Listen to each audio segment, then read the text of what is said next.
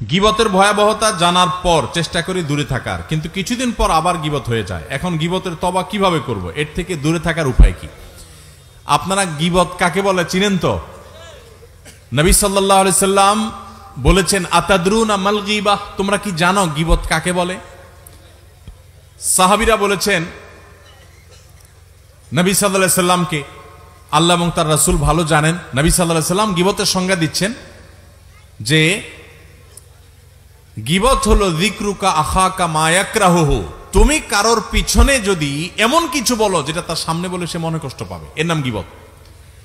এখন একটা মানুষের সামনে বললে সে মনে কষ্ট পাবে, এটা তার পেছনে বলতেছেন, লোকটা এখানে নাই, তার অগোচরে আরেকজনের কাছে বলতেছেন, এটার নামে কি?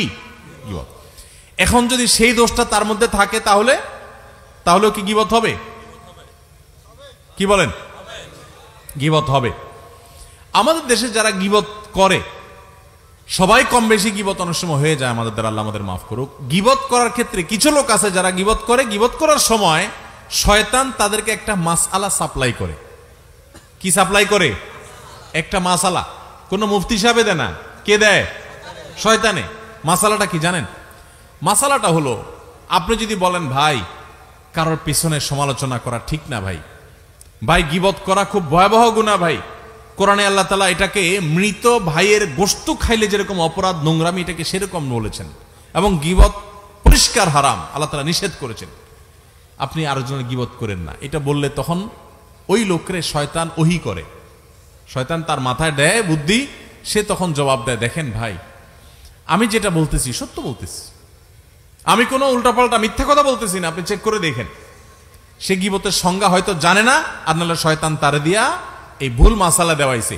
আরেকজনের পেছনে আপনি কোনো কথা বললেন, যে কথাটা সত্য, কিন্তু তার সামনে বললে সে কষ্ট পাবে, এটা সত্য হওয়া সত্ত্বেও কি হবে? গীবত হবে। আর যদি ডাহা মিথ্যা কথা বলেন আরেকজনের নামে তার পিছনে, তাহলে তো সেটা মিথ্যা অপবাদ, ওটা তো গীবতের চাইতে আরো ভয়াবহ। আবার শয়তান আরেকটা মাসালা শিখায় দেয় যারা গীবত করে তাদেরকে, সেটা কি জানেন? সেটা হলো, বলে যে ভাই যদি নিষেধ করে ভাই কারোর পিছনে সমালোচনা করা উচিত না, বলে যে ভাই আমি তার সামনেও বলতে পারবো, এরকম বেটাগিরি দেখায় না কিছু লোক? তো বলতে হবে, আপনি যদি এত বড় বেটাগিরি দেখেন না মানুষ হন,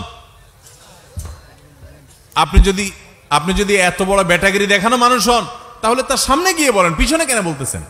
ইসলাম বলে মানুষের প্রশংসা হবে পেছনে, আর তার ভুল ত্রুটির সমালোচনা হবে তার সামনে। ভালো করে শুনেন, মানুষের প্রশংসা করতে হবে পিছনে না সামনে? পিছনে। সামনে প্রশংসা করা যাবে। এইটা যেই মাহফিলে বসে বলতেছি, এই মাহফিলের স্টেজেই হয়তোবা আমার নামের আগে খুব একটা বলে নেয় আজকে, বিভিন্ন মাহফিলে যেটা হয় যে বক্তারে বসায় রেখা পোস্টারে 5 মাইল লম্বা তার প্রশংসা লেখে, আছে না নাই? আলেম কুলের শিরোনবী মণি, কামেলে মোকাম্মাল, অমুকে তমুক, 3 মাইল লম্বা প্রশংসা লেখে। শুধু লিখলে হইতো, ওখানে আবার হুজুরের বসায় বসায় পাম্পট্টি দেয়, আছে না নাই? কি ওয়াজ মাহফিল এগুলা? এই ওয়াজ মাহফিল থেকে মানুষ কি ইসলাম শিখবে যে ওয়াজ মাহফিলে ইসলাম নষ্ট করা হয়, ধ্বংস করা হয়? মানুষের সামনে প্রশংসা করা পরিষ্কারভাবে হাদিসে নিষেধ। কারণ বসে বসে প্রশংসা শুনলে যে কোনো মানুষ কি করে? ফুলে। কি হয়? ফুললে বেশি অহংকারী হয়ে যায়, সে ধরাকে সরা জ্ঞান করে, সে মানুষকে মানুষ মনে করে না। এটা মানুষের, প্রত্যেকটা মানুষের ভিতরে হয় কম বেশি। আপনি যদি বলেন না আমারে বাতাসে ধরে না, আপনি এটা ভাব নিছেন। বাতাসে ধরে না এমন কোন মানুষ নাই। আপনি বলবেন রেলের চাক্কা আমি হাওয়া দিয়া লাভ নাই, এটা মুখের কথা। প্রত্যেকটা মানুষ সামনে প্রশংসা শুনলে তার ভিতরে কি আসে? অহংকার। এই জন্য এটা নিষেধ ইসলামে। ইসলাম বলে প্রশংসা করবা পেছনে, লোকটা এখানে নাই, তখন বলতে হবে আপনারা জানেন উনি কত ভালো মানুষ, উনি কোন যোগ্য মানুষ, এগুলো সব বলতে হবে তার পেছনে। আর বদনাম থাকলে, দোষ থাকলে সেটা বলতে হবে কি? ইসলাম বলে তুমি বেটাগিরি দেখাও, প্রকৃত মানুষ হও, সাহসী হও, সামনে দোষ বলো। আমরা কি করি এখন?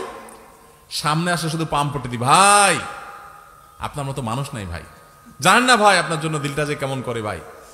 আর পেছনে যায় বলি বেটার মতো একটা ডাকাত, একটা অমানুষ আল্লাহর জমিনে আরেকটা আছে কিনা সন্দেহ। ঠিক না ভাই? ঠিক। আমরা পিছনে যায় বদনাম করি আর সামনে আইসা পাম দেই। এর কারণে ক্ষতি কি হয় জানেন? আমাকে একজন কয়দিন আগে প্রশ্ন করছে, ভাই গীবতকে ইসলামে এত কঠিন শক্তভাবে নিষেধ করছে কেন? একটা মানুষের গীবত করছে, কারণ মারা নাই তো, এমন কোনো ক্ষতি করে নাই, তাহলে ইসলামে এত কঠিন ভাবে যে মৃত মানুষের গোশত খাওয়ার চাইতে জঘন্য অপরাধ বলেছে বা গোশত খাওয়ার মতো বলেছে, এটা কিভাবে হয়? তো আমি বললাম, দেখেন, একটা সমাজ স্থিতিশীল থাকুক, সুন্দর থাকুক, সুখী থাকুক, ইসলাম সেটা চায়। যখন মানুষের সামনে প্রশংসা করবেন তখন লোকটা অহংকারী হবে। অহংকারী লোক দ্বারা কি মানুষ শান্তিতে থাকে না অশান্তিতে থাকে?